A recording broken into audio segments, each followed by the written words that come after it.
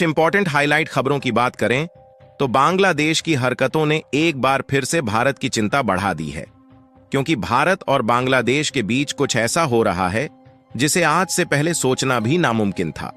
दरअसल हाल ही में खबर निकल कर आ रही है कि बांग्लादेश में बिगड़ते इन्हीं हालातों के बीच बांग्लादेश में कई आतंकी और कैदी जेल तोड़कर भाग चुके हैं। और दिक्कत वाली बात यह है कि ये आतंकी और कैदी दिन पर दिन भारत की चिंता बढ़ाते जा रहे हैं। दरअसल यह जानकारी खुद इंडियन आर्मी और बीएसएफ की ओर से सामने आ रही है कि बांग्लादेश में करीब 1200 से भी ज्यादा आतंकी और कैदी जेल तोड़कर भाग चुके हैं, और इसमें ज्यादातर कैदी ऐसे शामिल थे जिन्हें भारत ने पिछले कई सालों में बड़ी मुश्किल से गिरफ्तार करके बांग्लादेश की जेल में बंद कराया था। यानी कि भारत की कई दशकों की मेहनत बांग्लादेश की कुछ गलतियों ने मिट्टी में मिला दिया है। और आपको बता दें कि भले ही भारत ने बांग्लादेश के बॉर्डर को पूरी तरह से सील कर दिया है, लेकिन इन सब हाई अलर्ट के बीच में बीएसएफ ने हमारे लिए यह चिंता बताई है कि यह आतंकी भारत में किसी न किसी तरीके से घुस सकते हैं। और इसके अलावा खबर निकल कर आ रही है कि भारत की जो कंपनियां बांग्लादेश में एस्टैब्लिश्ड है, उन पर संकट के बादल मंडराना फिर से शुरू हो चुके हैं, क्योंकि बांग्लादेश के हालात ठीक होने के नाम नहीं ले रहे हैं। लेकिन भारतीय कंपनियां छोटे स्टार्टअप से लेकर बड़े कॉरपोरेट घरानों तक फैली हुई हैं, जो कि एग्रीकल्चरल, आईटी, बैंकिंग, ऑटोमोबाइल और कई अन्य सेक्टर में काम करती हैं। और शुरुआत में बांग्लादेश की नई अंतरिम सरकार का जिस तरीके से भारत की कंपनियों के प्रति भेदभावपूर्ण रवैया देखने को मिल रहा है, इससे हालात ठीक होने पर भी इन भारतीय कंपनियों को लात मार कर बाहर निकाला जा सकता है। पूरी अपडेट क्या है इस वीडियो में समझते हैं, लेकिन आगे बढ़ने से पहले भारत की तरफ से इन चिंताओं को दूर करने की भरपूर कोशिश की जा रही है। उसके लिए वीडियो को एक लाइक करके चैनल को सब्सक्राइब जरूर कर लीजिए, क्योंकि यह आपके लिए 1 सेकंड का काम है, लेकिन इससे हमारी काफी बड़ी मदद होती है। देखिए, जब से बांग्लादेश में तख्ता पलट हुआ है, तब से भारत के लिए कई चिंताएं सामने आ चुकी हैं।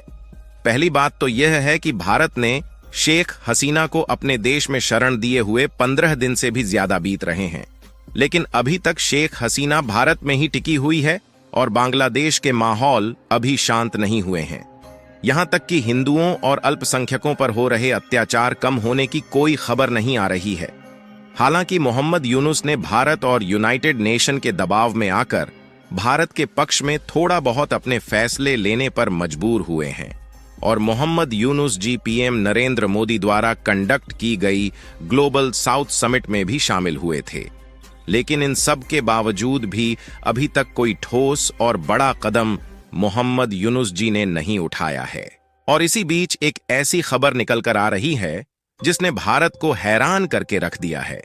दरअसल यह रिपोर्ट द हिंदू की तरफ से आज निकल कर आ रही है, जिसमें साफ साफ बताया गया है, Bangladesh jail breaks a worry for India. यानी कि बांग्लादेश में जो जेल तोड़कर भागने वाले कैदी और आतंकी हैं, उन्होंने भारत की चिंता बढ़ा दी है। ऐसा इसलिए क्योंकि भारत में टेररिस्ट ग्रुप के कई बड़े बड़े लीडर को बांग्लादेश की इन्हीं जेल में बड़ी मुश्किल से गिरफ्तार करके बंद किया गया था।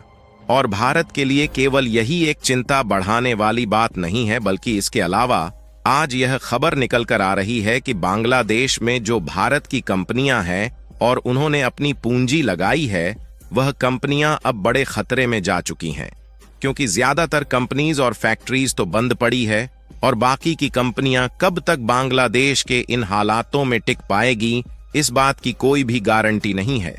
क्योंकि अंतरिम सरकार की जिस तरीके से तेवर दिख रहे हैं, इससे भारतीय कंपनियों के प्रति भेदभावपूर्ण रवैया अपना सकती है।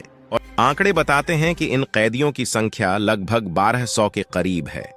और बीएसएफ की तरफ से खुद इस बात की जानकारी दी गई कि भले ही बॉर्डर पूरी तरह से सील है, लेकिन यह आतंकी भारत के पूर्वी इलाके में, खासकर असम और त्रिपुरा में घुसपैठ कर सकते हैं।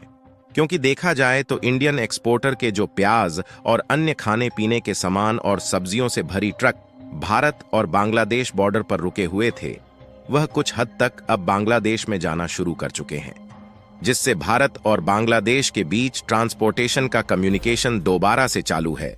और इसी बीच इन्हीं रास्ते से बांग्लादेश के आतंकी भारत में आ सकते हैं। आपको बता दें कि भारत और बांग्लादेश के बीच 4096 किलोमीटर की जमीनी सीमा जुड़ी हुई है, जिनमें से लंबी दूरी तक बॉर्डर पर कांटेदार तार बिछाए गए हैं और बाकी के अन्य स्थानों पर कई नदियां और तालाब दोनों देशों को अलग करते हैं और इन्हीं जल धाराओं के माध्यम से मवेशियों, सोने, ड्रग्स, औषधियों और मछली के अंडों की स्मगलिंग होती है, जो कि बंगाल की खाड़ी से होते हुए बांग्लादेश और भारत दोनों देशों तक पहुंचाए जाते हैं। इसके अलावा बांग्लादेश के जेल से कैदियों का भागना भारत के लिए कितनी चिंता वाली बात है, इसका अंदाजा इस आर्टिकल को देखकर लगा सकते हैं, जिसमें आप देख सकते हैं कि अल-कायदा, जो कि भारत की मोस्ट वांटेड आतंकवादी थे, इन्हें पिछले साल भारत के इंटेलिजेंस एजेंसी ने काफी ज्यादा मेहनत करके और बांग्लादेश के साथ मिलकर गिरफ्तार किया था और इन्हें प्रॉपर तरीके से बांग्लादेश की जेल में ही बंद करके रखा गया था। इसके अलावा बांग्लादेश के हालात इस हद तक पहुंच चुके हैं कि अपनी चौकियों से कई पुलिसकर्मी भी अपनी ड्यूटी छोड़कर भाग चुके हैं, जो कि भारत में प्रवेश करने का प्रयास कर सकते हैं। इसका सबसे बड़ा कारण यह भी है कि इंडिया बांग्लादेश बॉर्डर पर बांग्लादेश के गार्ड की तैनाती में कमी आई है, जबकि भारत ने बीएसएफ की तैनाती बढ़ा दी है। भारत की बीएसएफ को यह भी संदेह है कि जेलों से भागे अपराधी और आतंकवादी भारत में अपने हथियारों के भंडार को बेचने की कोशिश कर सकते हैं, जो कि भारत के लिए हैरान करने वाली बात है। बाकी आप लोगों को क्या लगता है कि भारत बांग्लादेश की इन चुनौतियों को निपटा पाएगा या नहीं? अपनी राय कमेंट में जरूर बताएं। वीडियो को एक लाइक करके अपने मित्रों तक शेयर जरूर करें ताकि उन्हें भी जानकारी मिल सके। इसी तरह और भी नॉलेजेबल वीडियो देखने के लिए चैनल को सब्सक्राइब करके बेल आइकन को ऑल पर जरूर सेलेक्ट करें। जय श्री राम।